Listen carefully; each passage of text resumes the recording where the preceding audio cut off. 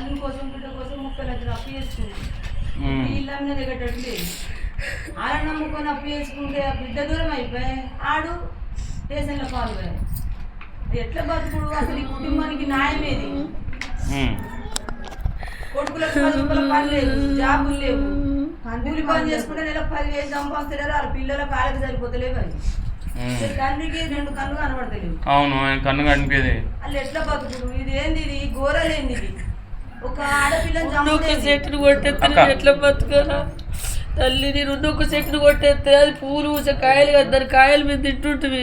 మా కాయలేమి ఇప్పుడు ఒక చెట్టు కాగల వేరే కానీ బతుకెందుకు? నీ కూడా చచ్చిపోయింది. రాజమరికి ఏ పోవద్దు, ఏ పిల్లలద్దు, ఏ కుటుంబం వద్దు.